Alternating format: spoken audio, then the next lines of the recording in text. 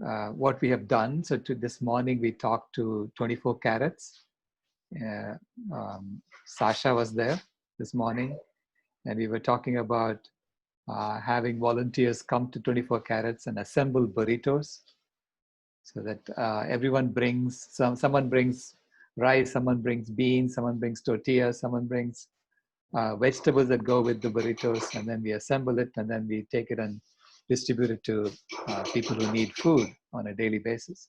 So that's just one idea, but this way you can actually get food that is packaged with just a paper towel, for instance. You don't have to have any packaging that causes waste in the system.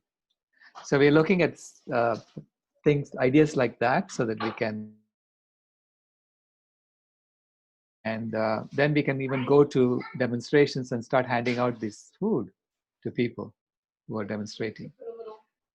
So that's, and so we were looking at the logistics of that this morning, and we had a really great conversation with Sasha and Nivi there. So we got a lot accomplished. And so this evening, it's whatever questions you have, we can start addressing them.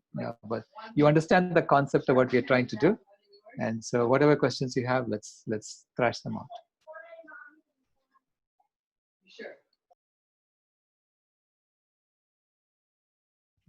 Well, one question I have still from earlier today is, what is the preferred modality of preparing of the food that we prepare and deliver? Basically cold or hot? And if cold, is it just cold or is it frozen? I'm sure it depends upon the entree, but let's take a typical beans and rice based burrito, maybe with some veg, some peppers, some zucchini, whatever. And let's just take that as a basic item for starters. What is your vision, Sailesh, in terms of, do we want to be delivering these hot, cold, or frozen? I would say room temperature. I mean, the normal temperature, so that it's not hot, it's not cold, but it's something that people can just warm up if necessary and eat. Because if it's cold, then you cannot eat directly. You'll have to heat it up before you eat it. So this gives them an option to either eat it directly or heat it up, or put it in the fridge and keep it for tomorrow. My only concern there is that whenever food is at room temperature or higher, of course, there's this exponential of bacteria growth that happens. Whereas if we refrigerate it, that exponential goes way down, and of course, if you freeze it, it goes way down.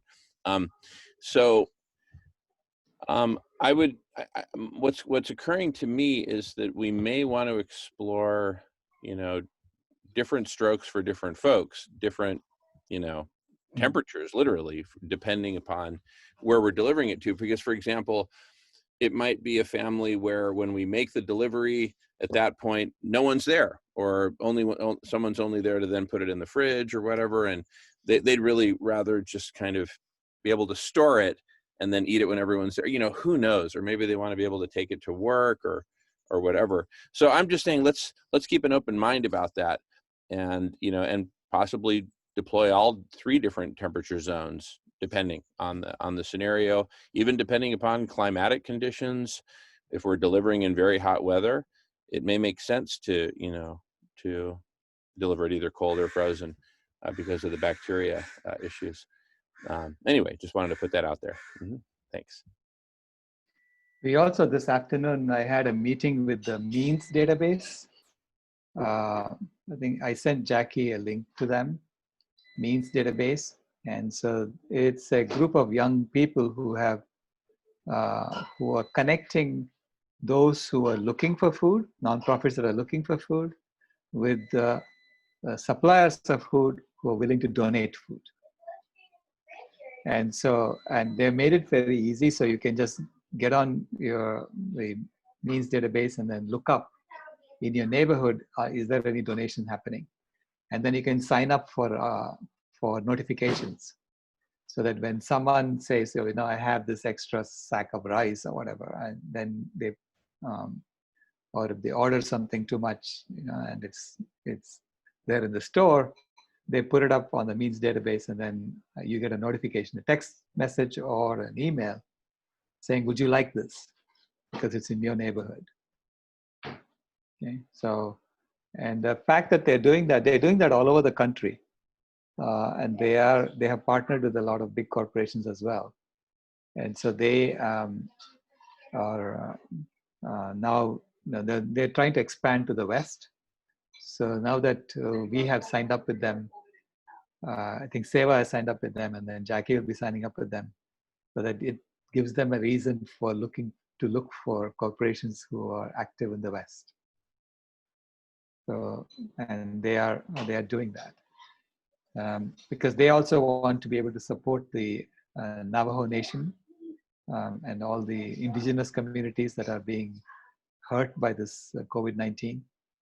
I mean, what is interesting, what is happening with this COVID-19 and with Donald Trump being president is that we are just exposing all of the fissures in society that were always there, is just coming to the surface now, And I think even Boris Johnson is doing that in the UK. I mean, all these strong men are doing it everywhere. They're exposing the fissures that that were always there in society, but it's now being exposed. And so then we can address it. So this 2020, I think, literally is the year of 2020 vision. It's opening our eyes. Beautiful. All righty. We've got James in the queue, followed by Jamin. Go for it, James. Thanks, Chairman. Yeah, no, just in relation to the food delivery and the ideas for the food delivery, and you were just saying about cold or hot or frozen, and I was thinking about this morning, but I just didn't get a chance to talk about or to get a chance to come in on it. But whether it's frozen or whatever, the first delivery, I was thinking, like, there's also the idea of manpower and how many, like, the idea of, as you were talking, as Sailesh was on today, about the idea of caring for another family is a large responsibility if you're taking that on in a long-term kind of a continuous situation. So taking on more families and more mouths to feed is much more responsibility. So trying to alleviate the amount of pressure for people that, especially when you're going on a volunteer service, like so. Anyway, the idea was I came up with, like, if you bring the prepared food to the family the first day at room temperature, as Sailesh was saying, so that they can eat it there and then if they want, or they can put it in the fridge and keep it the next day or freeze it, whichever. But if you bring the prepared food with ingredients plus a recipe on, the ingredients and the recipe of how it was made, and if they like it, then the next day you bring a different prepared meal. If you could also ask them, would they prefer it to be delivered, on the first day you ask them, then would they prefer it to be delivered room temperature, cold or hot? But the next day, then you bring a different prepared meal, plus the ingredients and recipe, but also plus the ingredients of the previous day's meals or meal that they had for themselves to prepare for the next day. That cuts out your having to call the next day then, because they already have the ingredients of the meal they enjoyed the day before that, and they can prepare it themselves. And then for on the fourth day, you repeat the different with a different prepared meal plus ingredients for the second day's meal,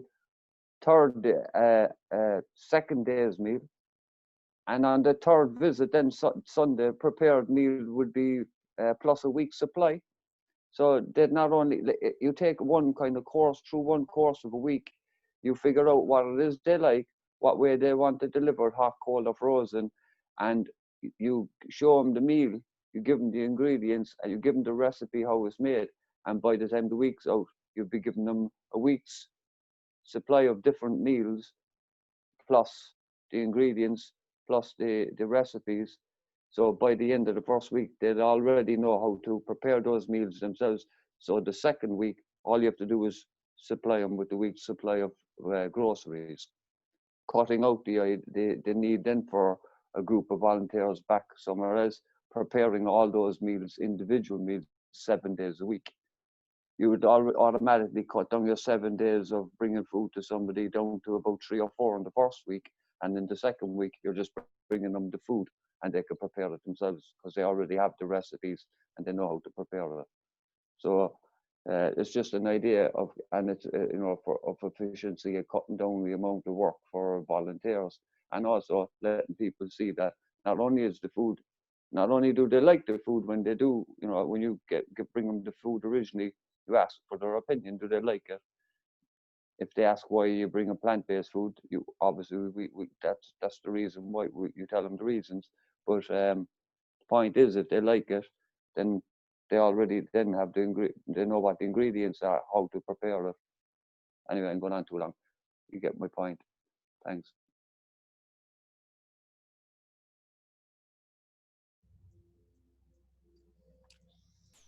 Yeah, go ahead, Sailesh. Yeah, I was going to say that's a great idea, James. I love that. Because we do have this two sets of people. Some people who want cooked food, some people who don't mind just getting a box of ingredients that they can prepare food with. And if you can give them enough recipes and you can show them where to get more recipes if they want it, that's a great way. And then they can taste it. So in the first week, you kind of give them, examples of what you can prepare with this, and then give them a whole box of food with recipes. They are all set. Thank you, Nancy, for that. Yeah, Nancy, I thought you were a vegan. What's going on? Just kidding. Anyway, all right, we got Jamin in the queue and nobody after Jamin, so good time to get in the queue. Here's my thought. So when I heard about the database for connecting people who want to donate with centers that are set up to receive donations, for me that still kind of exists within the current paradigm. That if you have abundance and you're feeling generous, you donate, right? And and so it's, that link has existed for millennia. Now it's in a database. Great. In terms of the work involved in radically and holistically redesigning, right, the food networks, literally redesigning from farm to fork, or from community garden or windowsill garden or rooftop garden or indoor hydroponics, as Nancy there in Baltimore has been pioneering with Let Us Grow. All of the above, and in fact, it becomes an evolution basically in that same direction, from farm to community to windowsill to indoor to in your bed. No, I'm just kidding. We don't take it too far, but the trend is bringing it closer. But for starters, hey, if the rice has to come from Burma, the rice has to come from Burma, but we're feeding everyone, right? We're not saying, no, you have to starve until your indoor plants grow. No. So we start with, but anyway, so that's the temporal aspect. So this is a hyper-dimensional redesign. So I'm particularly excited about that for so many reasons. Among them, once we unveil this new design and its prototype implementation, say in the Phoenix metropolitan area or Arizona generally, right? And that's a nod to just the natural expansion. But wherever we start, that's a sufficiently meaningful, not just prototype, but actual, full-scale implementation for that geography. Again, whether it's Mesa or Phoenix metropolitan area or whatever, that's to be determined. But whatever it is, that once we have that first design and we figure out the mechanisms that actually make it work, so it's like, for example, I just have these notions of these farms out there whose supply chains have just been totally, destroyed. And so now what do? This is kind of like a really special moment at which we can have conversations with these farmers and say, listen, we want to provide a market for your produce, and we want to talk with you about doing things very differently. And would you be interested? And so we start talking with them, and basically once they get the bug, once they get the big it, right, that okay, I see what you guys are doing. You're not just another produce distributor out to make a buck. You're working to actually feed everyone and end pandemics. Whoa, and my dream is that some of these farmers will basically say, look, I'm in, and here are my needs. I need to pay my mortgage. I need, whatever, But if we can work it out so that, the network takes care of those needs and even sends volunteer workers to the farm or whatever, and if we have to start with hybrids between different models, whatever, this is, but this is a design problem. And we, I guarantee you when Sailesh went from the 486 to the Pentium chip at Intel, what he didn't do was say, let's take this 486 chip and I'm going to redesign this part of it over here and then redesign this other part of it over here, like taking a Volkswagen Bug and trying to stretch it into a limousine, in steps. No. You start with a blank slate and say, look, we've got a whole new masking and etching technologies that enable us to get down to smaller geometries. And now the software folks have designed these more efficient NAND gates or logic gates or whatever the heck. It's a holistic new design starting from essentially a blank slate. Now, of course, you incorporate elements that you've already standardized. You don't have to reinvent every single wheel, but you get what I'm saying. It's time for that kind of 486 to Pentium holistic new design, right? So that's what I just want to make a pitch for that. Thanks, going on mute. And I don't think anyone's in the queue at the moment, so, and that's fine too. It's okay to have like a moment of silence and just take a breath, right? Sailesh and I come from the corporate America world where we didn't really have moments of silence, because a moment of silence was an opportunity for a low-level manager to start jockeying his way to mid-level, and for a mid-level manager to start jockeying his way to high level by demonstrating leadership. And he can think on his feet. Oh, great. Good promotion potential. Bleh. So here we kind of do the opposite. It's not a competition for who can insert next. And that's why we also use the queue system. Just put yourself in the queue when you feel like it. Anyway, with that, I'm gonna walk the talk and shut up. Just kidding. I'm gonna mute myself.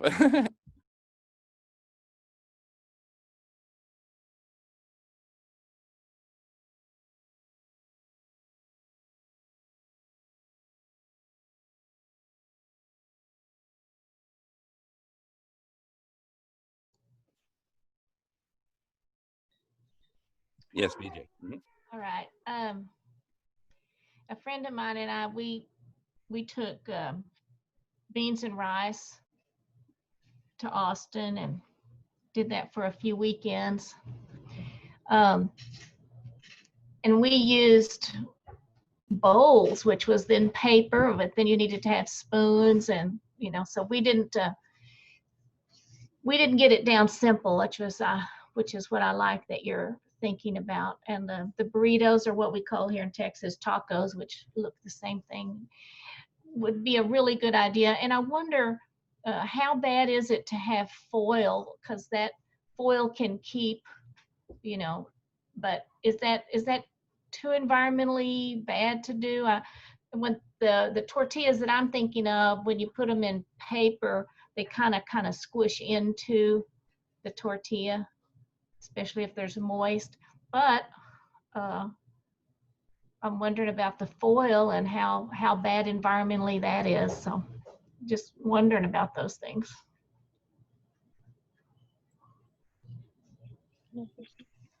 Over. Yeah, Nancy. Aluminum is actually, in terms of recycling, probably the best material, because it can be recycled over and over and over and over again. But I know, and I've heard in the past that cooking things in aluminum sometimes leaches aluminum. I don't know on food. I have no idea. So I've avoided that. But when you're mass distributing food, sometimes there has to be some compromises that you make just to get it done, which is one of the problems we have in our current food system, that mass food production is not going to go away. So hence we have packaged food, we have food that not as healthy as, something that grows right out of the ground. But that's my 2 cents about the aluminum. Anybody else?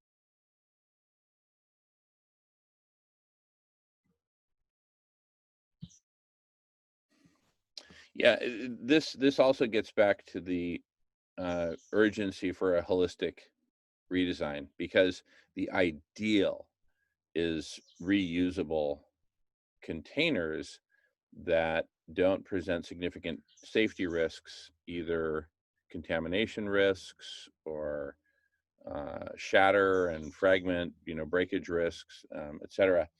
And so, like, glass is a near perfect material from the standpoint of cleaning and reusing and not getting contaminated, but it's breakable, right? Stainless steel, we've got this great container here. Let me just grab it. I know right where it is. 1 second.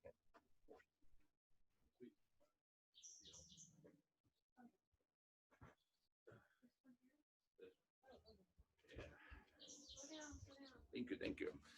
Melissa and I love to use these for, we used to use them for takeout all the time, but they've got these hinges here that have a kind of a spring force, and inside there is a gasket, basically a built-in molded-in gasket. So it's, which is quite durable. So stainless steel is kind of probably very close to a perfect material. And you see, you put the hinge on there and you just snap it down and it holds tight. But because once we have a program where we're repeat delivery, and Sailesh, you've already implemented this with your families there. You come and pick up the same, but basically this needs to be operationalized and optimized, right?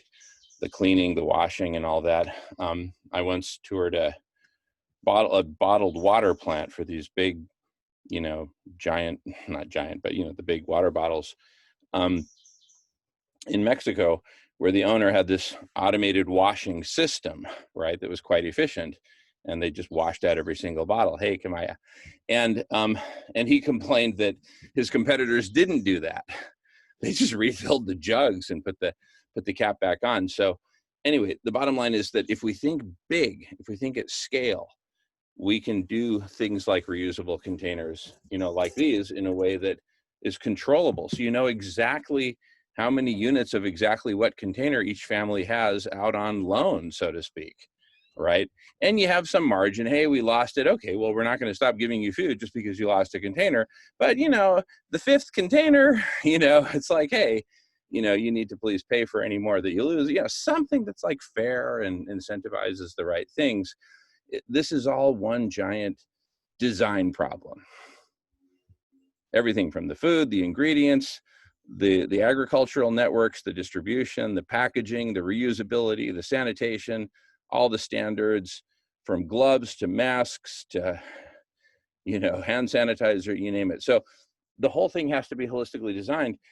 I think, and there's really if we're truly going to do it holistic, it literally has to be done at a planetary scale as well, because there are these, giant transnational shipments, shiploads of thousands of tons of grains and maybe even legumes and who knows what. But so this is a reality. I mean, they're going from place to place because that's how, Singapore just can't grow all of its rice. It just doesn't have enough area for rice paddies, et cetera. So all that has to be optimized, particularly in this dynamically changing world. I mean, basically, we need a giant computer cluster with the right software modeling everything, so that, if a hurricane happens here and wipes out the XYZ crop in a particular region, we re-optimize.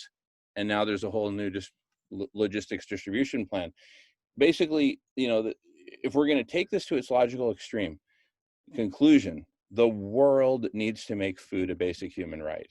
And the world needs to agree to that and fall in love with it and defend it against any incursions of capitalism that ever want to get into our food system again, right? We need to treat that like mercury trying to get into our water system. Money and food don't mix.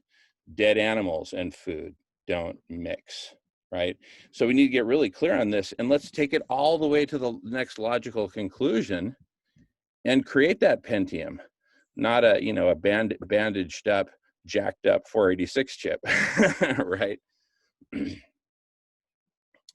And yes, that's going to involve a lot of work. I don't know how many thousands of engineers at Intel were working away on the Pentium for years, right? So we need to settle in. But in our case, look, in Intel's case, because of the fundamental constraints and pyramid-like nature of these American corporations, they couldn't scale but beyond a certain point. In our case, with the evolution of collective superintelligence and this network of hyper-connected conversations that are recorded and transcribed and indexed, and AI doing this, that, and the other, we now have the potential for an incredibly scalable intelligence so that we can do this holistic design in a matter of, I don't know, weeks, if we do it intensively enough, instead of the years that it might take otherwise, right? The knowledge is there. We just need to get the right groups of people together to have the right conversations at the right time, right? So anyway, I don't want to talk too much, but happy to answer any questions. I know sometimes I say, yeah. Jamin, I think my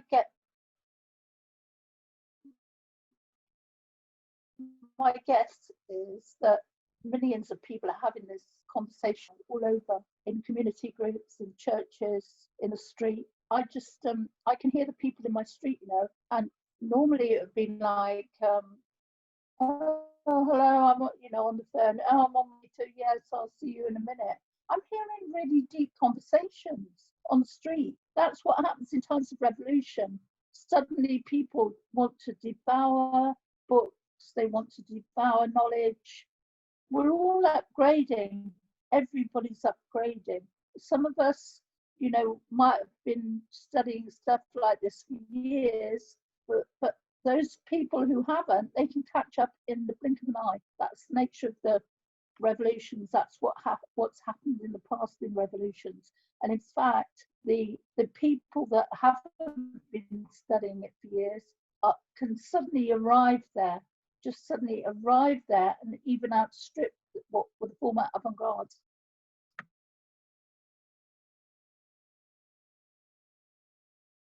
Yeah, well said.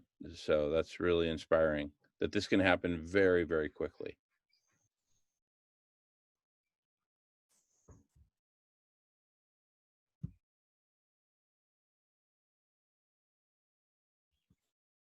And I think that probably what the world needs to kick this whole process into super high gear is a real physical example that they can look at and the media can come to, and we can give a press conference to let the world know at the appropriate time. I love how this is growing and expanding organically.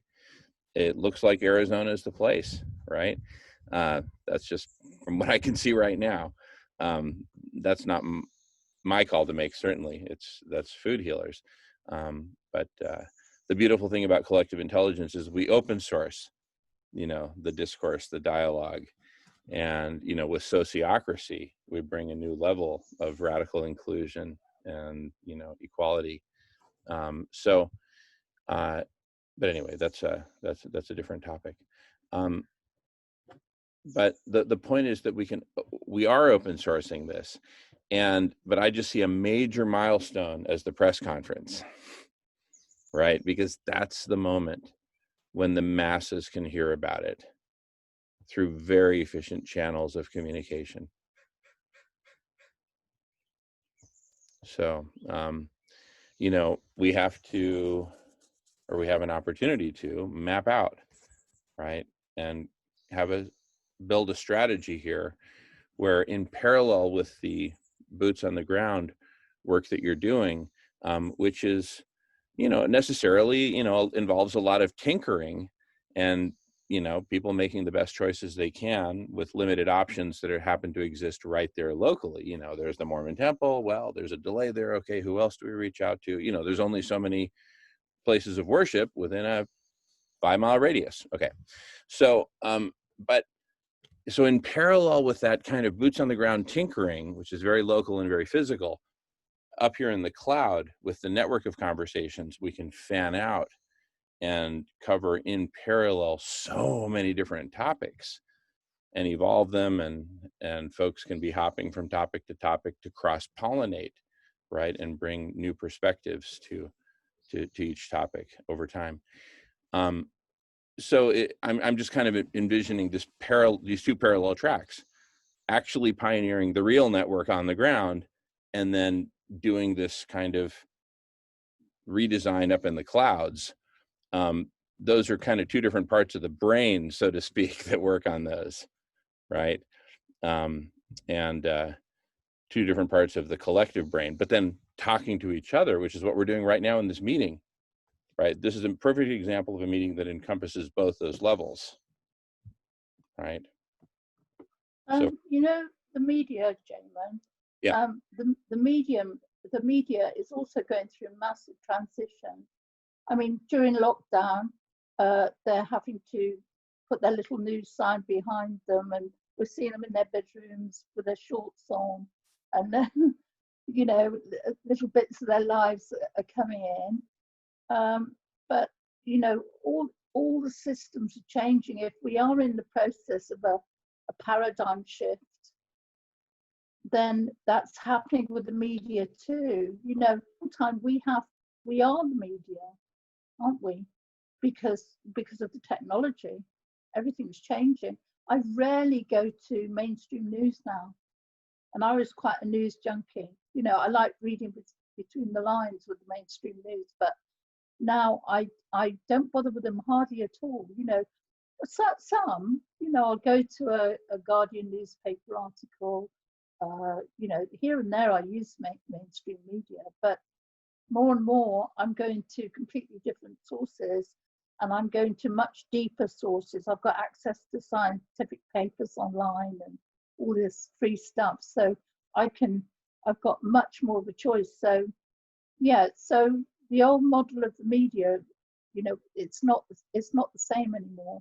I don't know what it's becoming, but it's becoming something else. There's no question that it's evolving, but also so it's important to recognize that you are very sophisticated, and you know you've explored different media over the years and found out and are rediscovering constantly what works best for you. You're very nimble and very sophisticated, but the major media is still the major media, and it still has tremendous reach. The AP wires, for example, very efficient. I'm just saying it's a very efficient form to reach lots of people. It's not the only way, but when you do a press conference, not just major media shows up, social media shows up, bloggers show up, so many different ones. It's the event. It's the fact that an event happened, not that the major media carried it, but that the event happened. And then the story will spread, even if it's word of mouth.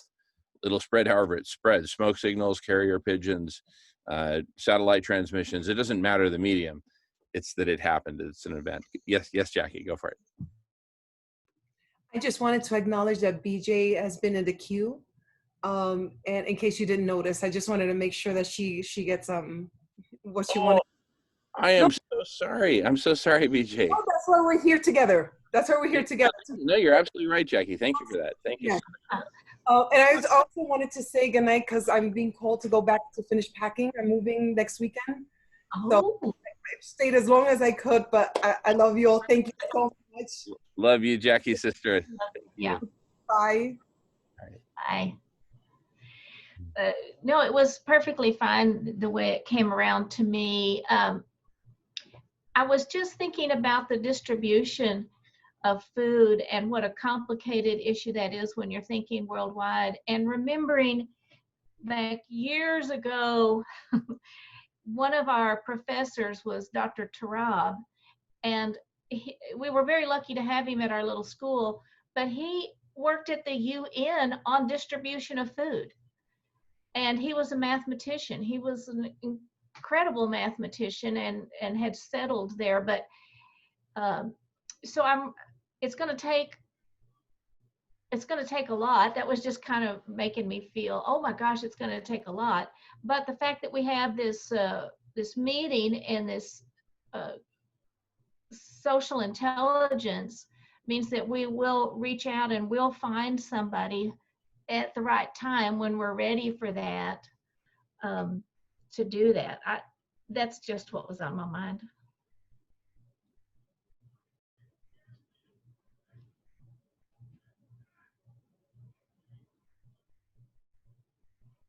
I guess because you have so many things involved in terms of timing, maybe about the food and how long it gets there and the waste. And I don't even know all the variables involved.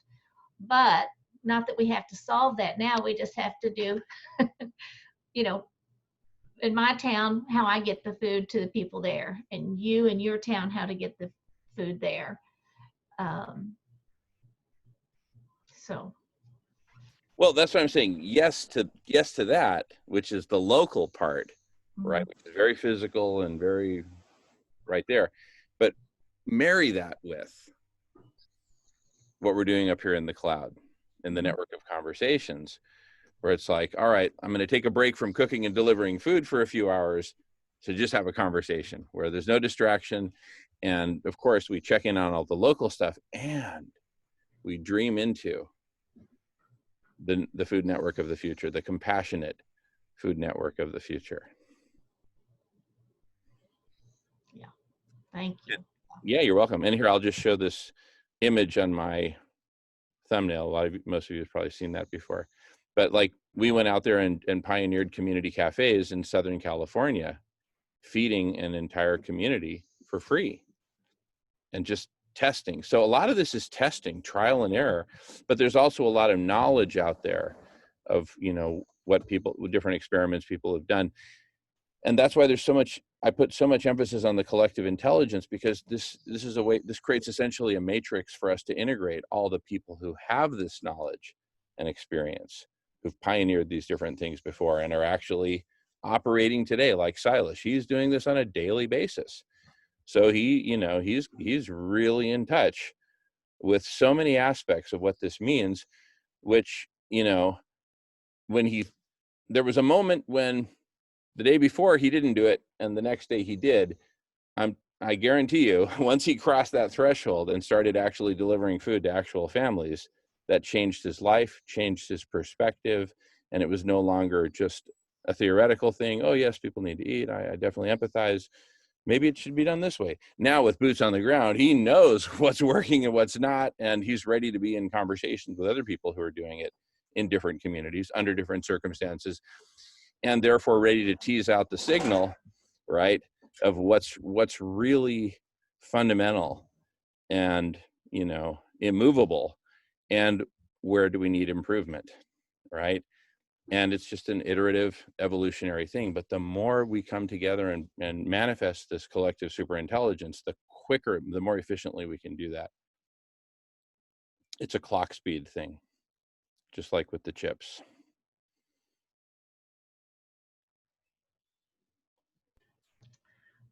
Yeah, BJ. Mm-hmm. I've been thinking about contacting Billie Eilish's mother, who has something going on in terms of feeding the community.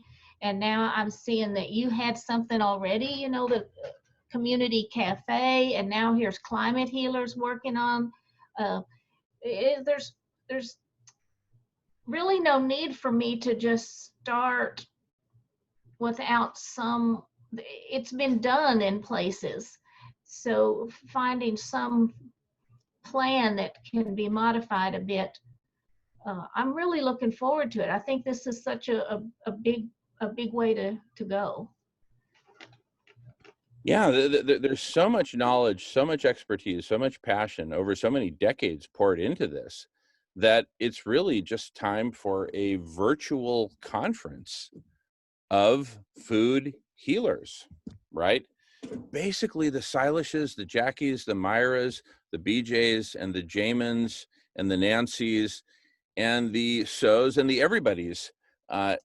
We just need to come together, just like we're doing right here, right? There's 11 of us. That's great. How about let's get together 11 million of us, right? Because I guarantee you the 11 million won't all be packed into this one room where it's like, wait, is that BJ? Here, let me get out my magnifying glass. No, we're going to be in a million different rooms of average of 11 each, right? And on those million different rooms, we cover a million different topics. Now, sure, some topics are being covered by tens of thousands of meetings. It's the same fundamental topic. That's fine. then there's, you know, for lack of a better word, a way to roll that up into a synthesis. All right, you had these thousands of different meetings fundamentally on the same topic. What have you all figured out, right? And but that power of the network, because it's all interconnected, right? Because we can't just design one thing in isolation. Hey, what kind of packaging should we use, right? Well, there's an assumption there that we can't have something reusable. Why not? Well, I can't imagine a reusable. Well, let's stop and maybe talk about it and imagine it. Sailesh is already doing it, right? So that's why the collective superintelligence is the key. So it's really not so much a matter of how do we inspire people to get out there and do this. So many people are already doing it. I think the big next leap opportunity is just getting all these people connected in conversation, just, right? Like everything else, it's an exponential. An exponential has 3 phases: flat line, knee, and vertical. And I think we're in the early part of the knee here. Yeah, I found a link for the recycling of aluminum, and I put it on chat. And it turns out that 75% of the aluminum foil is not recycled in the US because anything that has any food in it, they don't want to touch it. You know, yeah, go ahead. Oh, sorry. I'm sorry, didn't mean to interrupt. Yeah, so that's what that links shows. Okay. And that's actually a huge opportunity because we can envision a large scale industrial process where we collect a bunch of aluminum that we basically create a new, either a new standard or a new bin or a new mechanism for collection. Maybe we say, listen, I mean, again, hey, sweetheart, I was using that steel thing. Okay. Again, you know, let's say we're using these reusable containers. Maybe we say, listen, when you send this back, any aluminum that you've got in the household, it didn't come from us because we don't use the aluminum, right? Stuff it in here. I don't care if it's got food stuck to it. Bring it back. And then in our process, we've got to clean the thing anyway. We just take out the aluminum. So imagine a mountain of this aluminum with food stuck to it, right? Of course, we asked them, clean it off as best you can, but don't worry about it. Through an industrial process where you can imagine, you know, a big soaking process where it gets soaked and then it gets agitated and then it gets whatever, we might be able to reclaim. So there's all kinds of innovative things. Again, when we look at it holistically, we can, you know, come up with these opportunities. That just occurred to me right now. It may not be a good one, but I'm just saying, through the collective intelligence, ideas are just going to be popping all over the place, and the good ones are going to bubble up, and the bad ones are going to settle to the bottom. Going on mute. And let's see, is anyone in the queue? No one's. No, I was going to say that, you know, you're right. It is that we don't have that as a priority right now in the current system. Now, if you said, you know, we have a system in which we are going to recycle everything, that's our job because we don't want to go make a mess on the planet. That is the most expensive thing to do, is to make a mess on the planet because we have to clean up that mess, right? So once we start cleaning up our messes and we start costing these things correctly, then all these things will become economical because that's where the new work is going to be. Currently, the work is building fast cars and, you know, and shiny objects for people. That's where the work is being done. And people designing the fast cars and the shiny objects. That's where most of our effort is being put into. So we need to figure out an entirely new system in which making a mess on the earth is very expensive. Okay? That's the idea behind Aquarius and what we are trying to do there. You know, and then, of course, all of this, we know how to recycle. Not that we don't know. Is that it requires a lot of water. It just requires a lot of industrial processes, and it's no longer cost effective in the current system because there is energy needed for that.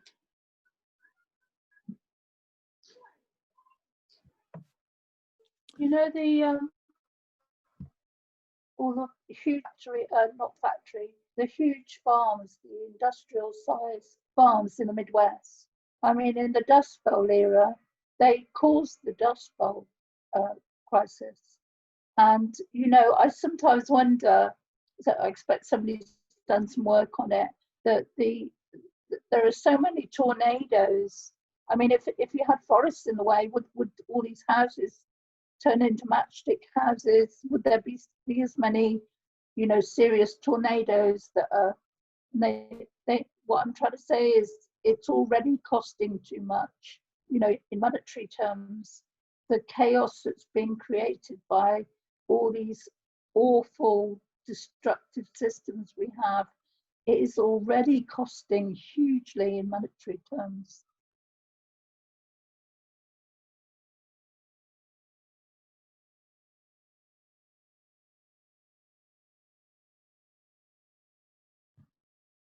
Yeah, if you consider, you know, we've all unfortunately, to a degree, gotten used to just how broken and dysfunctional everything is. But, you know, we're all guilty participants to one degree or another in the system. I mean, we all throw away aluminum if it has some food stuck to it. And, you know, I probably go the extra mile more than most folks by soaking it, because I'm kind of, you know, fanatical about not wasting stuff.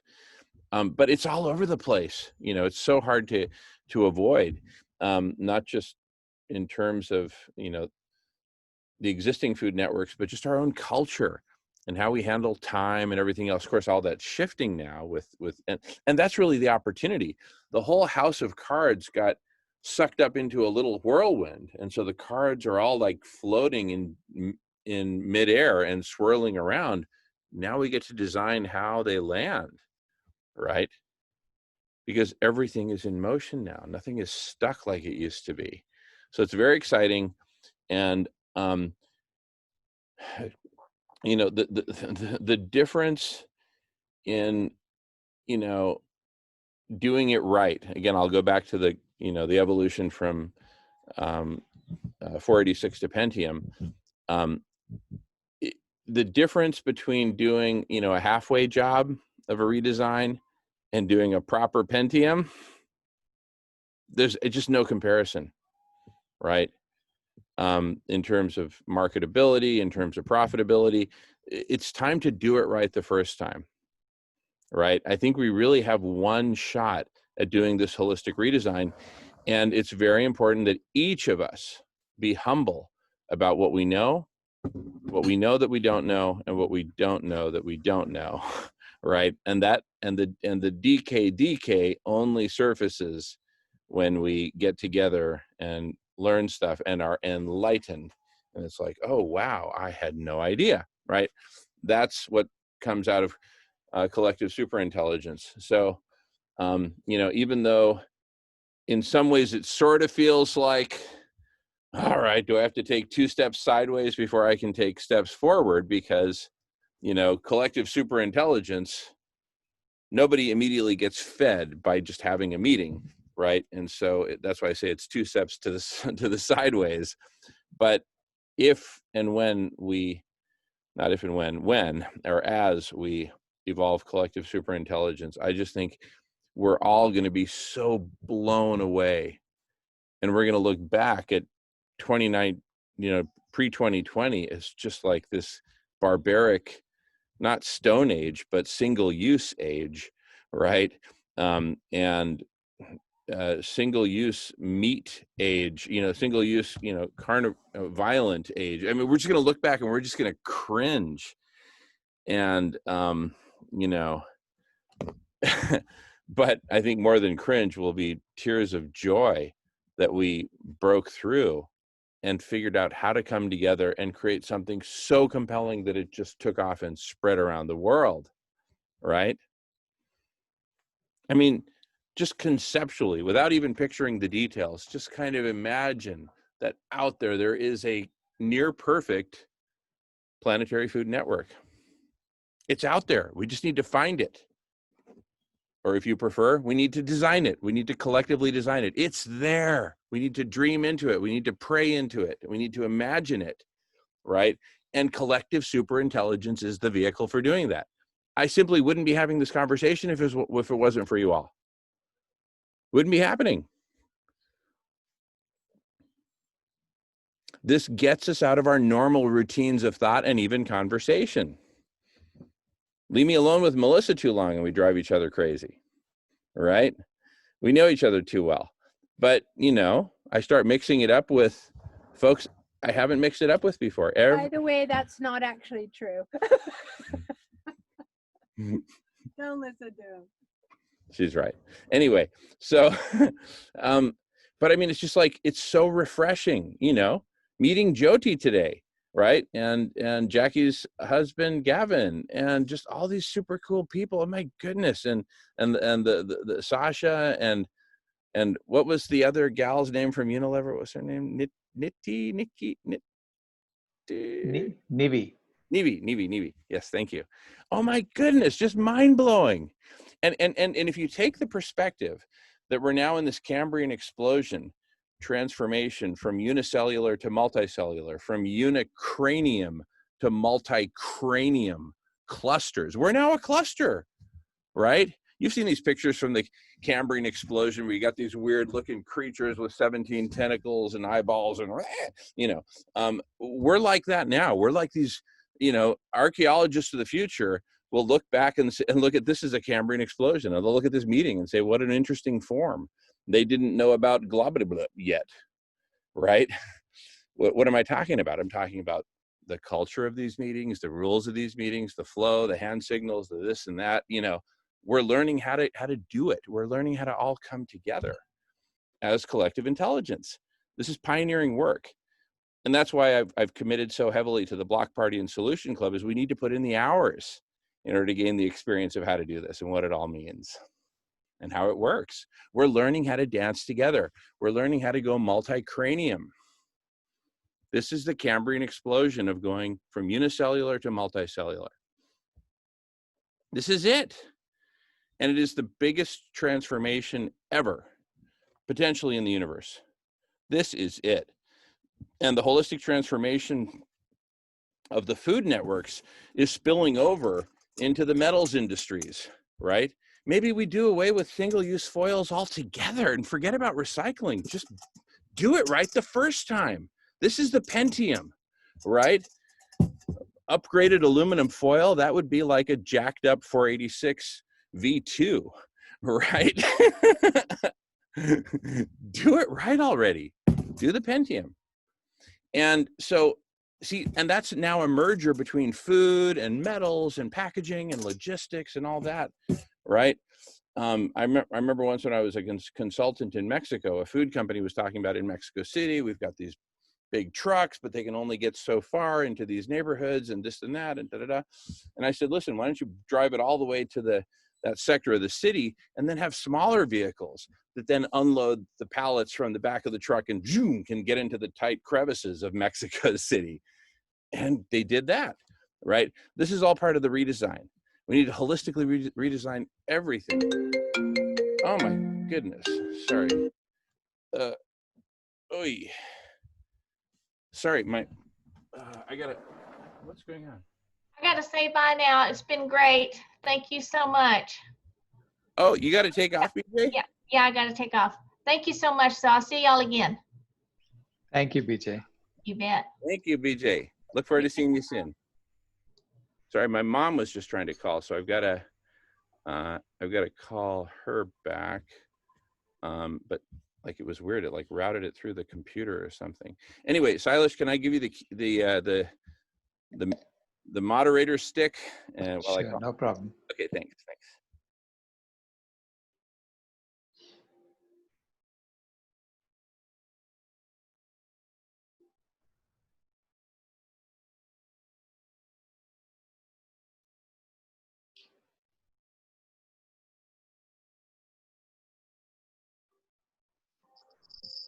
Just while there's a quiet moment there, I'd just like to say on the idea of the packaging of the delivering of the food and the packaging, I think initially anyway, I think there's no getting away from using some form of disposable packaging, whether that be well, definitely not plastics anyway. That's one you'd have to be definitely avoiding anyway.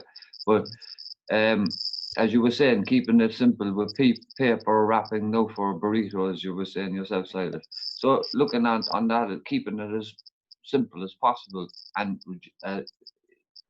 keeping the amount of packaging done as possible as well. So like your plant-based foods. So basically, for one anyway, another reason why you're delivering plant-based foods is there is no meat in the food, obviously, because with meat comes contamination and cross-contamination as well, even cold foods.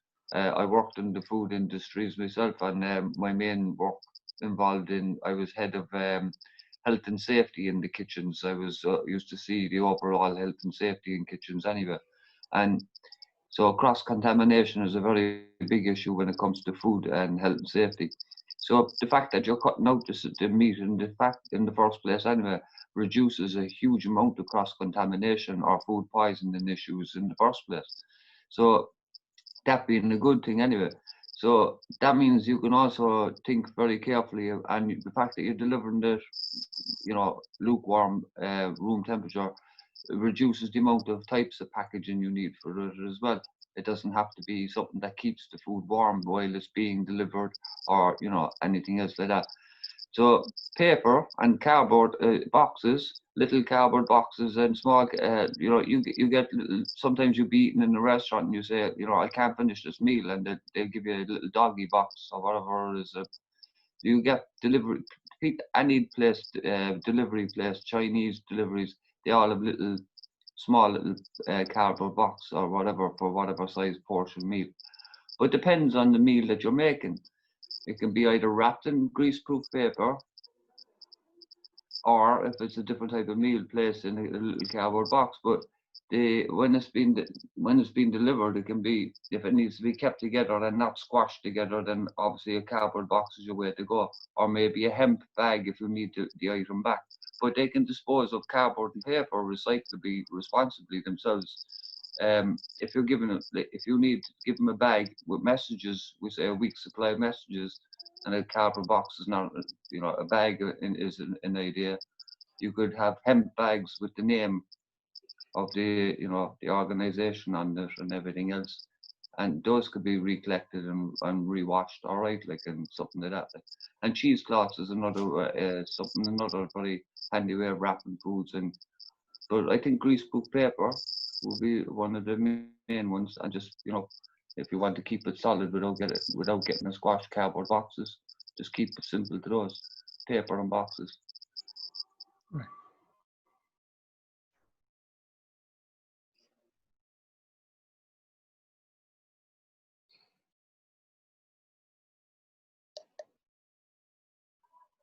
They just cry.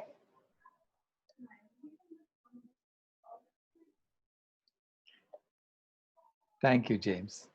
That was beautiful. Yeah, I mean, these are all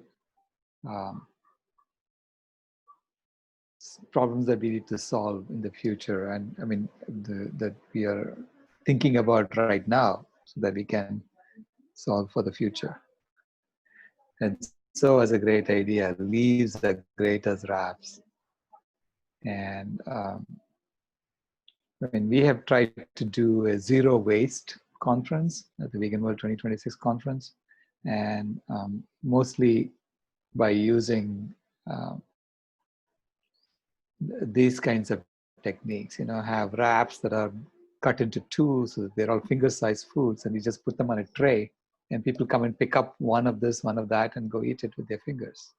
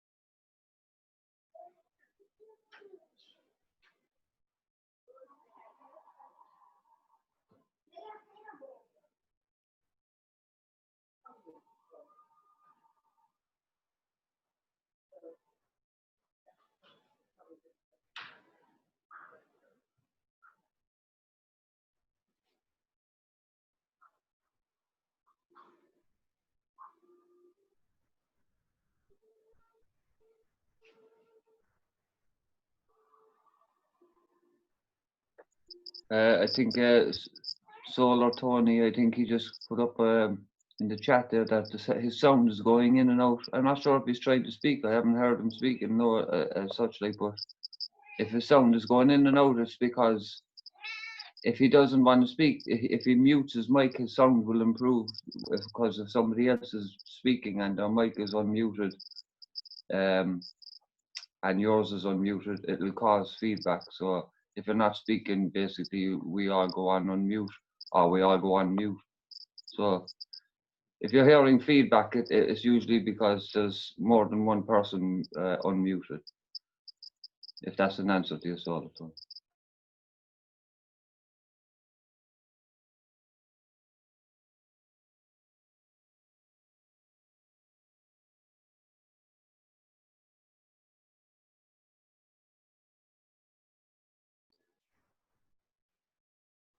I see no one with their hand up.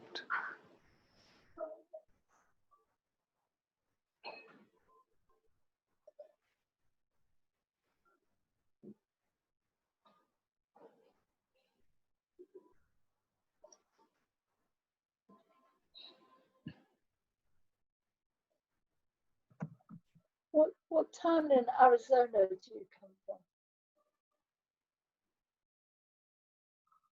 Okay, go ahead, sir. What town or city in Arizona do you come from?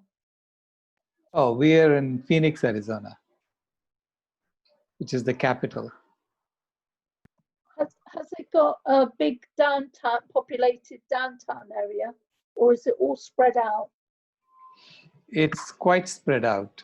There is a downtown, but downtown is mostly just big buildings, office buildings, and maybe a few a few apartment complexes, but otherwise it's all spread out in Phoenix. Is it walker friendly, pedestrian friendly? Have you got sidewalks and infrastructure so that people can walk, or do they have to use their cars? There are sidewalks in downtown, but it is, and there are sidewalks almost everywhere, but because it is such a spread out city, to get to anywhere you need to, it'll take you an hour just walking. So just to get to our nearest grocery store will take us an hour walking. So you have to just rely on a car or bicycle or something like that. Do you have a public transport system now? We have a public transport system, but it's not well maintained and it's not well serviced. So typically, if you're taking public transportation, you'll be spending about 3 to 4 times as much time as you would if you had a car. So it's a city that was designed for the motor car. Okay, it was designed as soon as the motor car became popular. So I think the corporations wanted to promote the use of motor cars, so they built a city here for that purpose. And they attracted people who were in New York by telling them there is lots of space you can get here, because New York could tend to be very cramped. So that was the marketing pitch for people to come to Phoenix. It's a very desert, it's an area filled with, it's in the middle of a desert. There are rivers going through it, but they're pretty dry these days because it's been dammed upstream. And so the water for Phoenix comes from a dam that has been put on the Colorado River about 300 miles away.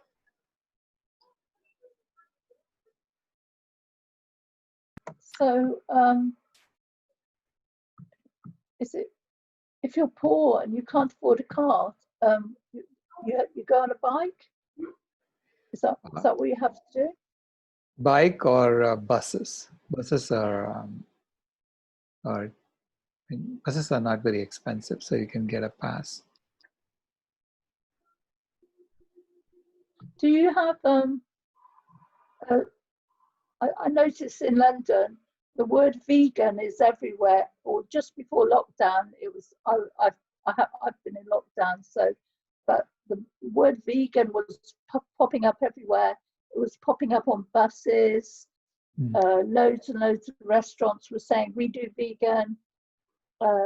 All the coffee shops seem to offer oat milk, almond milk, cashew nut milk, soy milk. It was, you know, it's suddenly happening. Is it the same in Phoenix?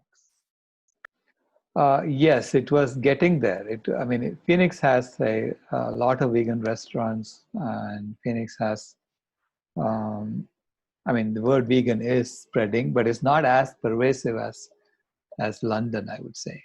It's not as pervasive, but it is maybe a year behind London.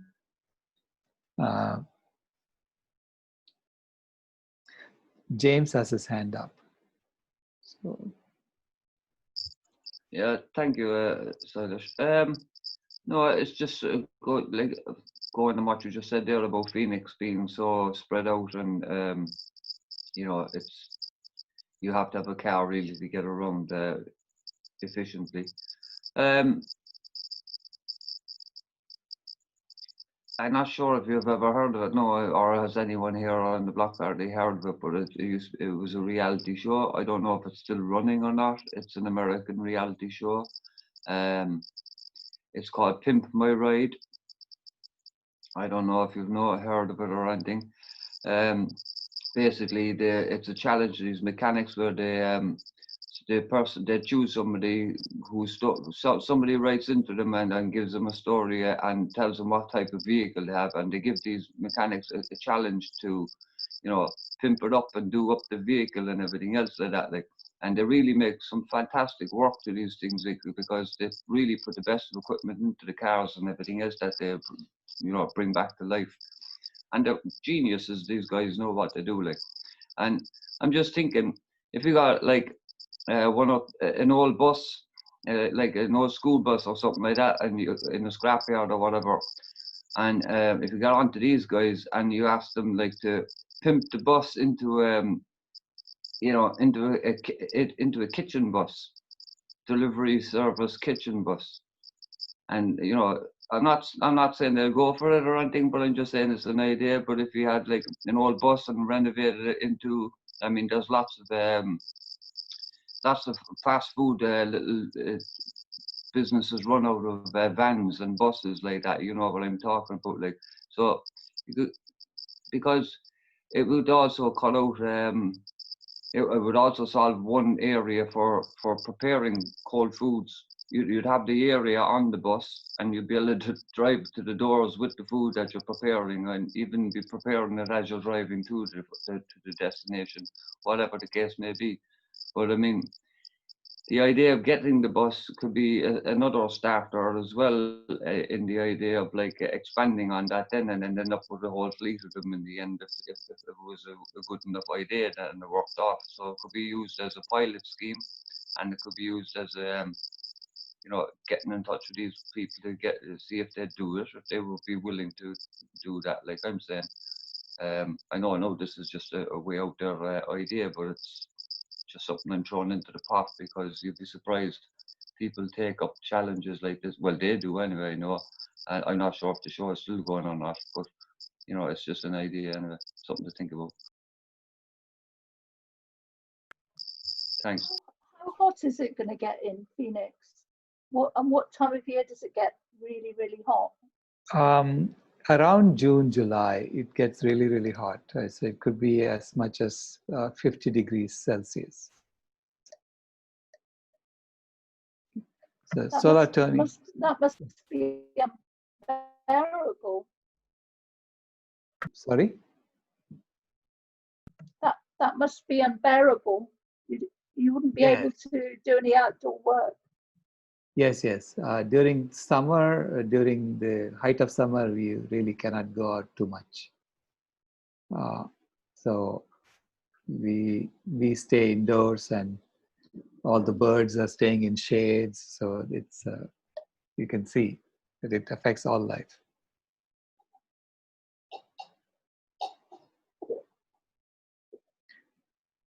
Solar Tony, you're on next. Oh, okay. Can you hear me? Can you hear me? Yeah, we can hear you. Yeah.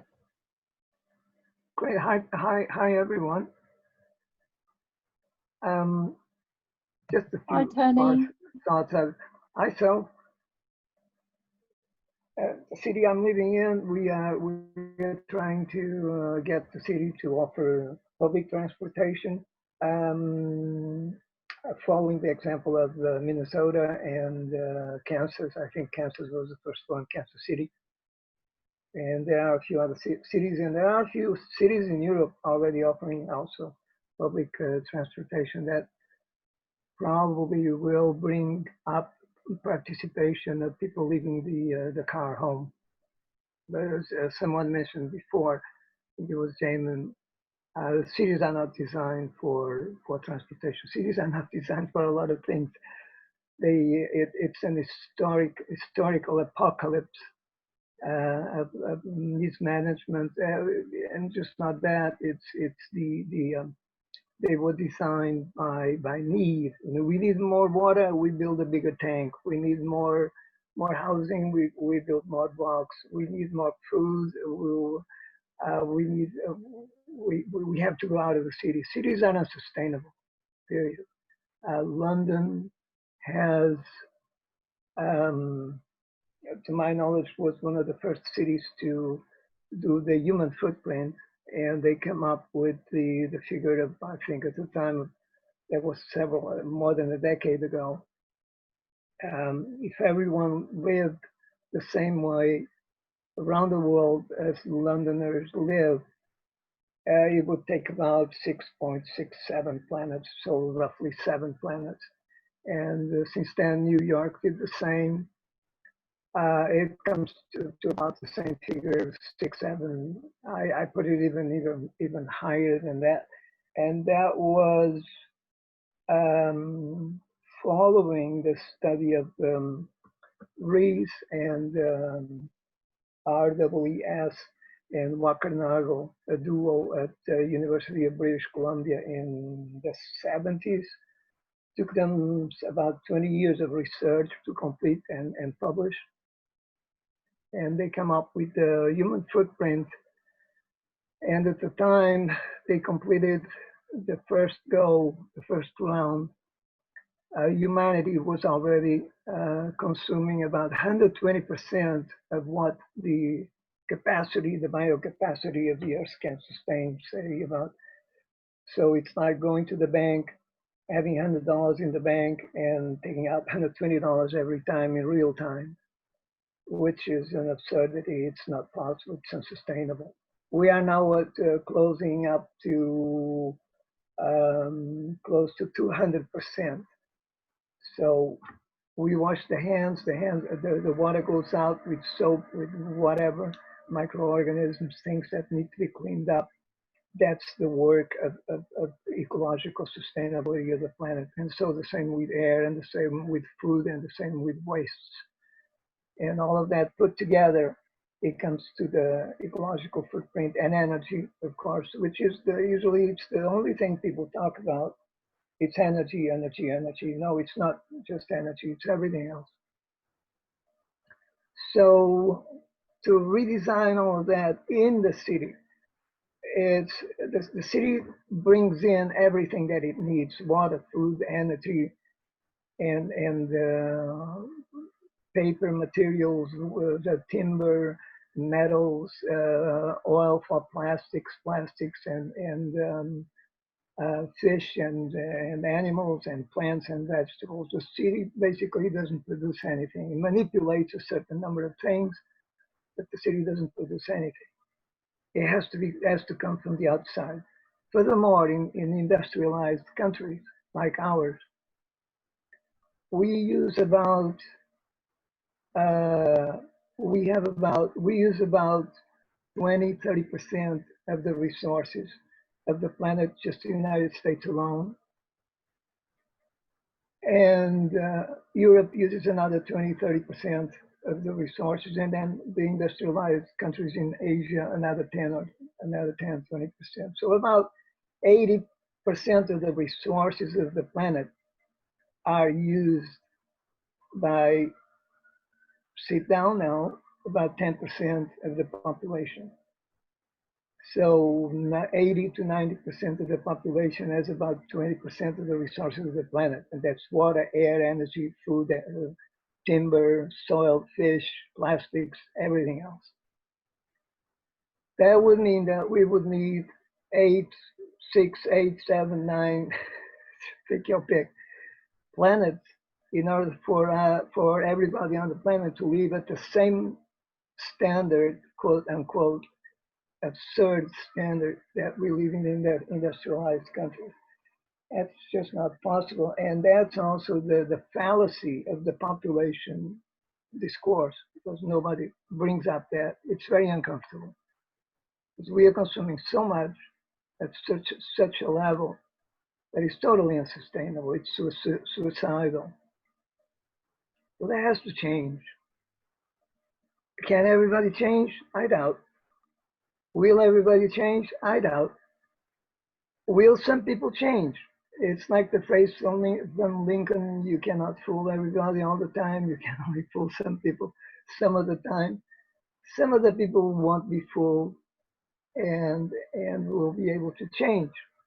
I set up an effort on a website. I messaged it earlier on for willing or enlightened, or call them whatever, the willing people that want to start that transition, to start transition to sustainability.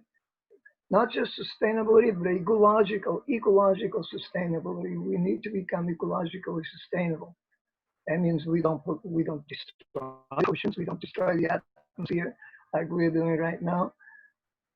And that bringing the conversation to a higher level, that would mean to understand some of the principles of the thermodynamics and entropy that are fairly new in human awareness. It's only in the last 150 to 200 years that we came to understand that there is something out there, it's called entropy, and that there is something out there that doesn't allow us to destroy or create things. We don't create anything. We use things that are around us. And in that process, we create entropy. Entropy is created. And this is not a human law. This is a law of the universe. We are just participants in that. And in that entropy, we have to learn how to become ecologically sustainable. It's a difficult task, but it's not very difficult. And someone was speaking earlier about what do we need, and my answer to that is just reduce your needs to whatever is necessary for life. Period. Stay there and hang tight.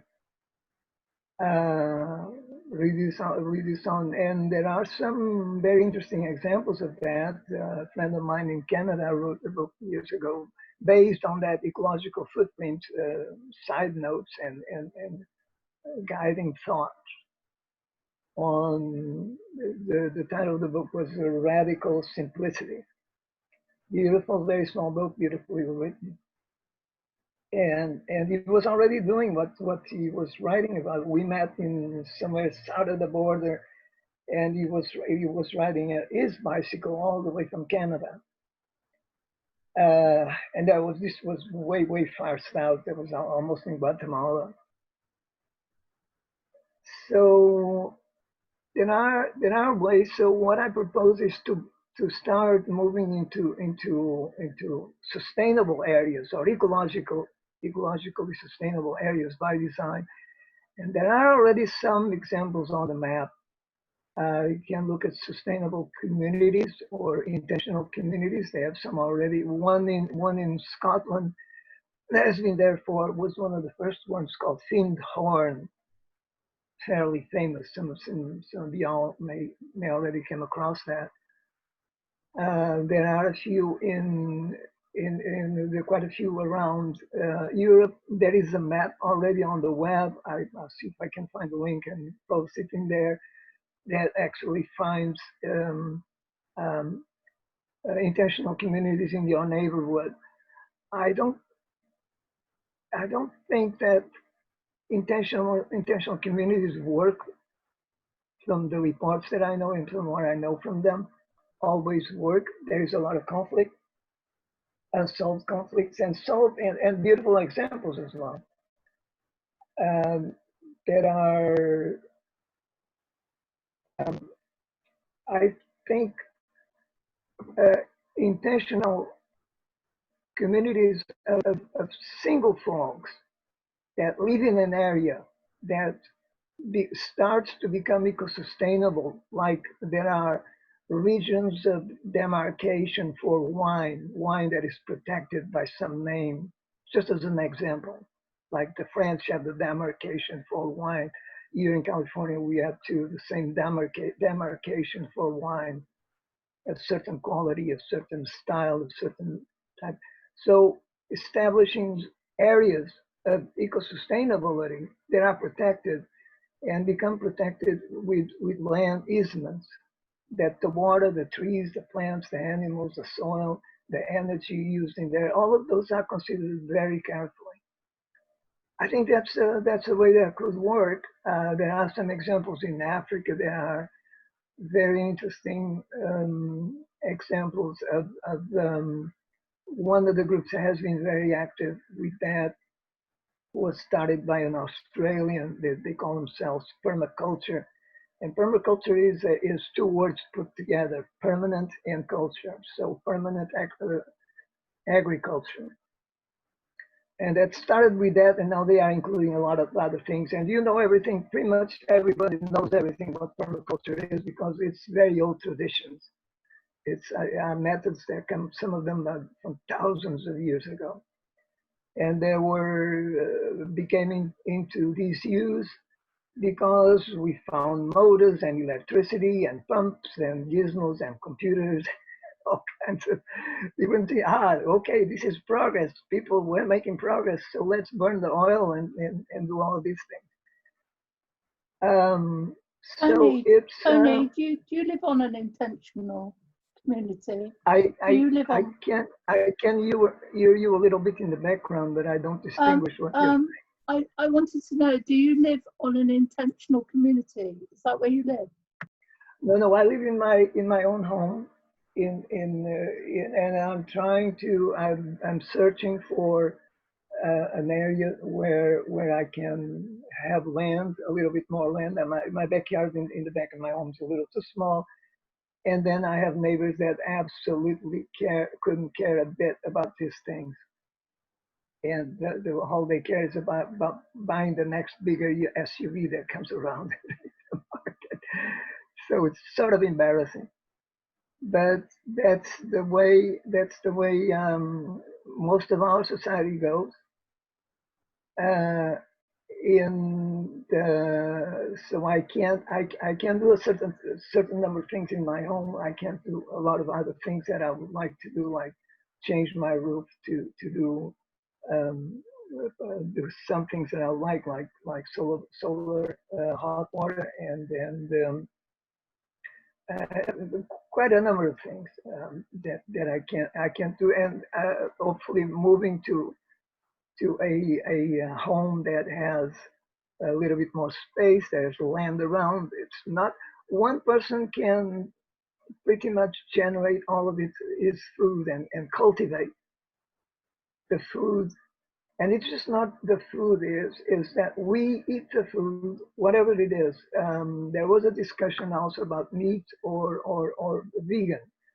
I don't think that's the right way to approach that, because if you look at the physiological aspect of the human body, we are not designed to eat meat. Period. Just take a course or a lecture. I placed a link on the message from Milton Mills. He's a Cornell MD, and he goes through a detailed physiological comparison about the human characteristics compared to herbivores and carnivores, and the distinction is striking. We are herbivores, period, and that's the right approach. I mean, it's just alleviates and if not totally eliminate the discussion of we are vegan because we are not killing things. No, we are killing things. Plants are living, animals are living. There's no distinction. They have awareness. If you don't see that, read the works from Simard from the University of British Columbia about communication between plants. Read the works of Stamets on the fungi and the animal kingdom. And we have more DNA common to fungi than any of the other human kingdoms, the five living kingdoms of nature. So the choice is at some point our awareness, our consciousness has to come up and grow up to some point. We start making rational decisions and making those decisions and jumping on that.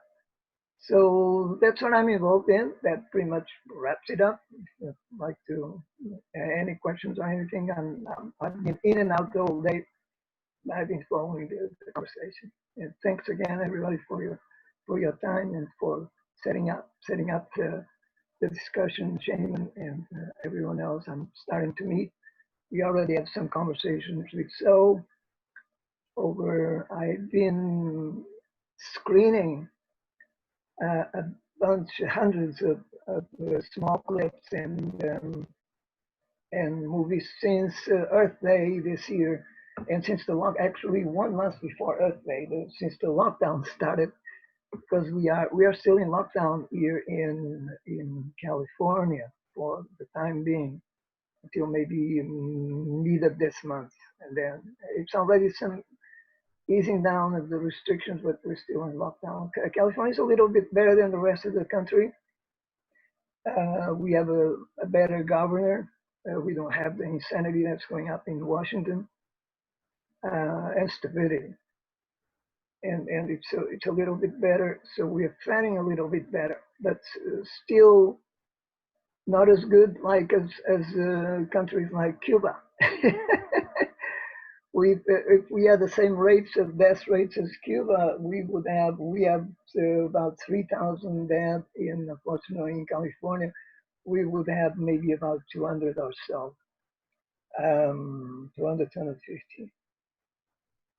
So we have to make some decisions. I hope some countries will start making some decisions. There are some good news in the horizon. For instance, Bhutan, country on the slopes of the Himalayas by Tibet, they decided to go 100% organic. So no GMOs, no pesticides, no synthetic chemicals in the agriculture.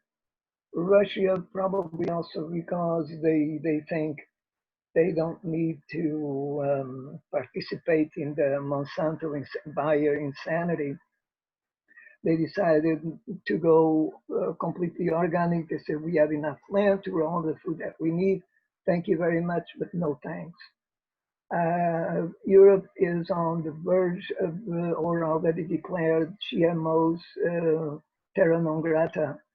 So they also, and other countries as well that decided to not to, India, some parts of India, or India as a whole, I believe, they decided not to accept GMOs after a cruel, absolutely criminal intrusion of GMOs by Monsanto before Bayer that led to the suicide, harakiri of some 300,000 Indians, farmers, because they were introduced to GMO cotton and promised that GMO cotton was going to produce a lot and make them very, very, very rich, which is a trap. You know, why do we want to be rich? You know, but anyway, they fell for the trap, and at the end they ruined. They got into that by borrowing from banks in order to pay for all the pesticides and all the GMOs, and they had to pay back to the bank, so they would lose the farm and everything else for the family. And one law in India is that if the man in the family dies, then the family does not have to pay the debt. So they committed suicide, 300,000 of them in the last 10 years. It's absolutely a crime against humanity. Uh, so we need to solve these issues. It's in this country in here, we have 500 years of slavery, of genocide, of taking the land, of stealing the land. And I would like first to, before I say anything else, to thank the land I'm standing on, and thank the elders and the ancestors that to whom this land belongs, because I'm standing on stolen land, and so is everyone else that came to the Americas, and the same happened in Africa, the same happened in Asia, the same happened in Australia. Australia recently apologized, gave in 2010, it was the previous Prime Minister Rudd. He apologized, officially apologized in the ceremony to the ancestors of Australia for the suffering. What does that change? Probably not that much, but it's a start. And that was started 500 years ago with the blessings of Rome to the kings of Portugal and Spain, then Spain and everyone else in Europe that followed suit, and pillaging. And the people that they came across, no, they are not Christians, so they have no title to land, and they came to the doctrine of discovery. Tony? And Tony? I'm here. Okay, thanks. Yeah, this is, I mean, a lot of this is very interesting history stuff, and very relevant. I'm just concerned, since we've got limited time, I'd like to really focus in on looking forward and how can we holistically redesign our food networks. Does that make sense in terms of the, like focus? Which in the choice individually that we can take is to buy organic, and if you can't buy local, then buy from wherever you can. But that's the choice that makes more sense. You could impact 20, 30, 40% of the CO2 that goes up into the atmosphere. So that's a very significant choice. You could do that. If you can find local, by all means find local, make sure it is organic, because then you're not using synthetic pesticides and herbicides and everything else, and chemicals and fertilizers, which come directly, believe it or not, come directly from oil and natural gas. They are made with a synthetic process that was discovered right before World War I, and that was used to make bombs, the fertilizers. And then at the end of the war, no one knew what to do with it. So it's that, oh, by the way, the agriculture needs nitrogen, so let's sell it to farmers. So that's a big impact that can be made. Someone made a comment about the aristocracy. That's exactly of Europe that stole the land. That's exactly right. And I think Europe has a big responsibility to amend that history and to correct that history. It hasn't. There has been a request from the tribes, Native American tribes, to the Vatican to rescind what's called the papal bullas, which were the edicts that gave the princes of Europe the quote unquote rights to go in and do the pillage. And that needs to be done as a first step. Well, actually, here's the thing. If we look at it holistically, Tony, if the big objective is to ensure that everyone is fed and that we have a vegan world, right, and that we are efficient and reduce our total footprint, our destructive footprint, and actually make it a positive footprint with regenerative farming, for example. We can, I think, come up with a whole new model and a whole new paradigm where we can incorporate the addressing previous injustices in terms of stealing land, right, enslaving people, et cetera, et cetera. I think we can do this as a holistic process. But anyway, we've got a couple of people in the queue, so let me now. Please read the 3 papers that I indicated. I outline a blueprint and a roadmap in there. One of them is on eco-sustainability in order to understand what it is with an example. Another one is on economics and socioeconomics. And another one is on education, because we need to re-educate a large amount, if not all, of the population. Good stuff, Tony. Good stuff. I will take a look. Thank you for that. And I want to welcome Uncle. Thank you, Tony. Thank you for being here. And I want to welcome Uncle Frank. Good to see you, Uncle Frank. And Nancy has had her hand up. Go for it, Nancy. Hi, I just wanted to make a quick comment and get your feedback. Also, this environmental working group has been putting out a list of what they call the Dirty Dozen and the Clean 15. And are you aware of the environmental working group? Yes, I am. What do you think about their work? Do you think it's worthwhile? Follow it. Huh? Follow it. That's the best we have. They use data from the USDA, which, you can kind of pick your nose to find out. Oh, but really? It's the database. The database it's not their own work. It's the database. It's not independently verified. To my knowledge, is the database that comes from the USDA, and it's limited because things like what I understand of what they've done, and the last time I checked, it's been a while since I checked their website. They actually take thousands of samples of produce and wash them really, really well, and then test how much pesticide residue is left. That's done by the USDA. Oh, really? Yeah. I'm surprised that's done by the USDA. To my knowledge, it's done by the USDA. Oh, They don't use that would be good. That would be good if they use an independent lab.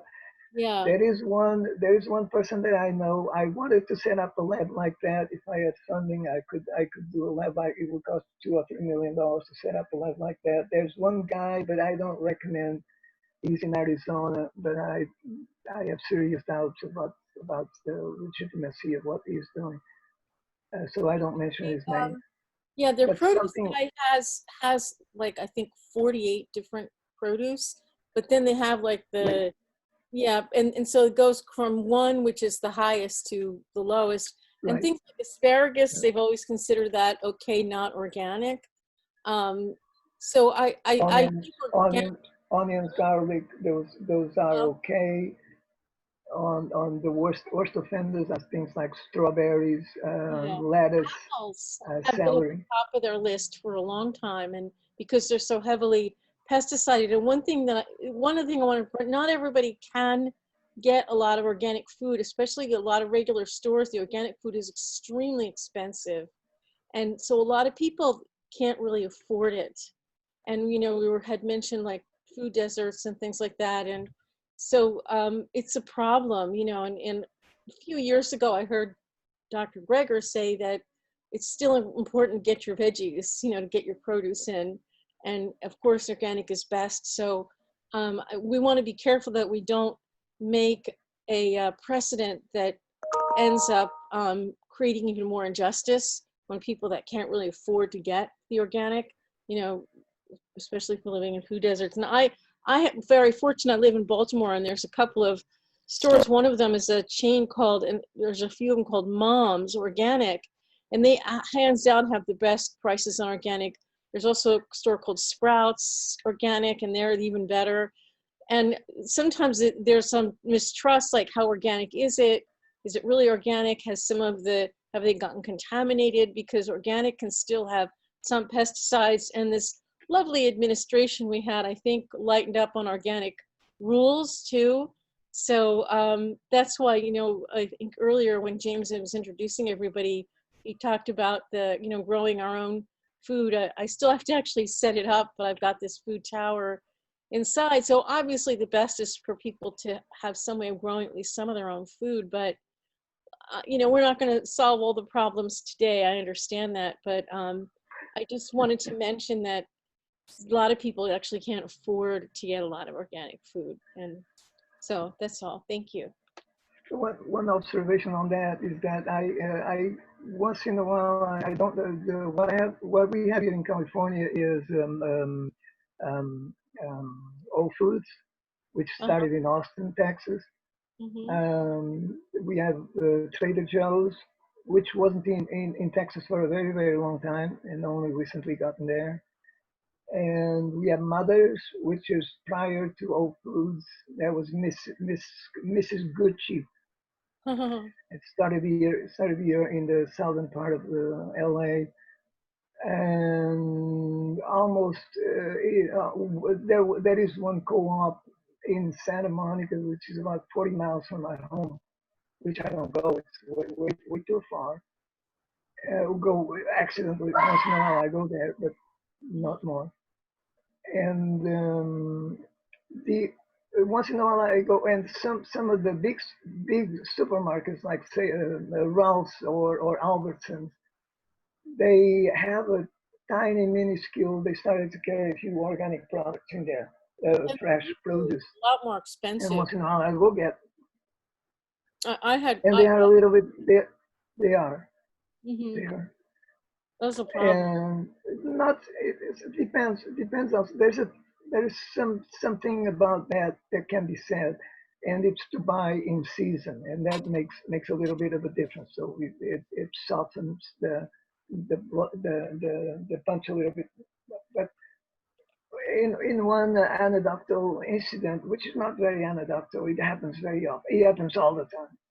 I was in line waiting to pay to the cashier, and the person in front of me starts taking bottles and bottles of Coke and drinks and all of that, and that's all he had. He or she, I forgot. And it was about $90. $90. That buys almost for one person all the food, organic or not organic, for the whole month.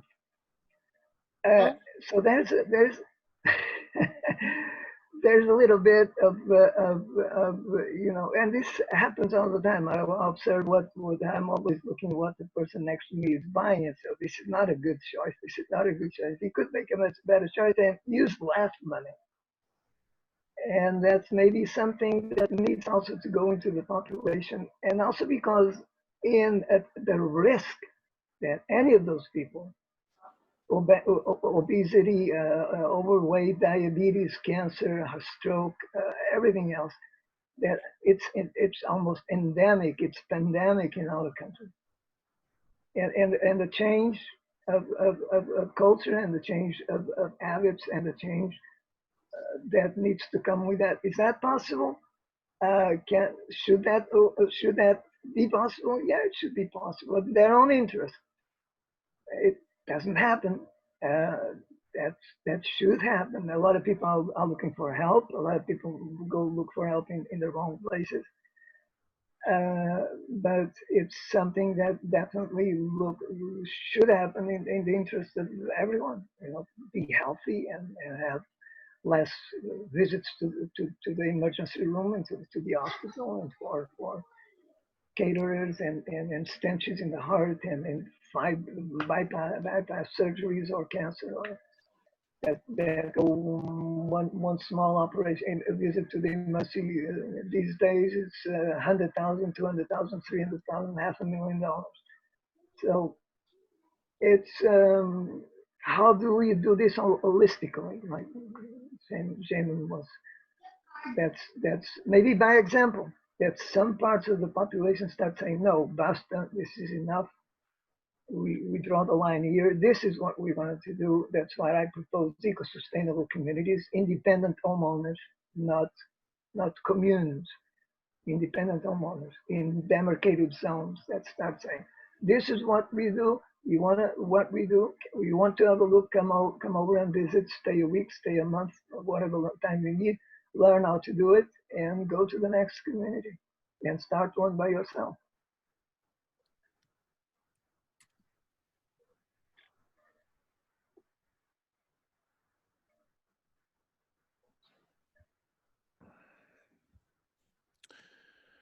Yeah, I'm a big believer in going community by community and doing sort of like these intensive interventions, where if you imagine the collective intelligence of the world as this kind of like this massive benevolent laser beam, right, that we can focus anywhere we want, focus it on a given community, take this concentration of focus, this collective superintelligence, and apply it to that. So made a really good comment, and I think I'm next in the queue. Let me know if anyone got overlooked. Just let me know immediately, and I'll give it to you. But if it's me, then So made a really good point in the chat, which is that Arizona is on the front line because it is desert, because it is hot, and because with exponential climate change, it'll be bearing the brunt, right? And so, for example, whereas there is open field agriculture in Arizona still, that may not be the case in the future with scarcity of water, et cetera. It may go to greenhouse, indoor, hydroponic, et cetera, but these much more water efficient forms of growing food. So that's yet another reason to pioneer our work in Arizona, go right to the front line and right to where it's needed the most, arguably. And anyway, just wanted to make that point.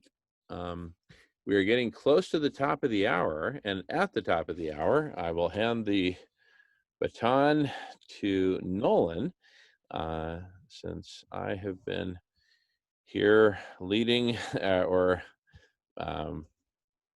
moderating, for lack of a better word, for 15 hours now, minus a half-hour break when my mom called. So anyway, just want to give everybody a heads up on that. In a couple of minutes, that will be the case. And in fact, maybe I'll just stop recording now, unless anyone would like to add anything else to the recording, so we can get a new recording going when Nolan arrives. Well, I would just like to say that I'd like to welcome Joe anyway there, like for I am aware he's not he's only speaking by audio because he was having trouble with his video link earlier. He said that in the chat earlier. So and he's also new to the Bloc Party, so he's kind of not aware of you know, we're also putting up hand signals on the screen and everything, so he's not aware that people are raising their hands and want to speak, or that there's a limited time on because there's a number of us here and so on. So, but regardless of that, he sounds like he's in the right place or came to the right place anyway. So I encourage him to come back again and maybe get his video link sorted out, because he would be better off participating, all right, when he's on video with us. But welcome anyway. I'd just like to say that.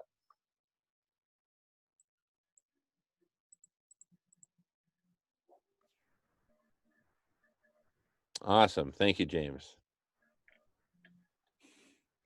I like your artwork there, Ray. Oh, Melvin. Yes, brother. Go for it. Well, I want to say it's my first time here in Solar, and I really appreciate you sharing your thoughts and your insights. Thank you very much. And I just want to let you guys know that I have to check out now. Got to get up quite early in the morning, go punch in. But I really appreciate this forum, and thank you, Jamie. And Ray, the work that you're doing, man, it's incredible. I have caught glimpses of it. Thank you for the work that you're doing. And thank you, everyone. I'm out of here for now. See you later, Melvin. Sorry, Hey there, James, take care, man. my friend from Take care, man. way over there on the other side of the world. Take care. All right, Melvin, brother. Thank you. See you soon. Take care, man. No, sorry, I just wanted to say there, Jamin, I apologize. It's the solar I was mentioning that it's his first time here, and he was having a video link. I said Joe by mistake there, solar I was talking to. So I just was saying welcome to himself. Like, thanks. Thanks, James. And do you go by Solar or do you go by Tony? I'm okay with it. Okay, cool. Thank you everyone, and connect on Facebook, Solar Tony, and on Twitter the same. That's a good work. We have a lot of work to do. Absolutely. Thank you so much for coming, and come again anytime you want, Tony. All right. Thank you. All righty. Well, Nolan should be rolling in soon. I'm short on sleep because we were moving Melissa's mother in Seattle. And here, I'll just stop recording for a moment.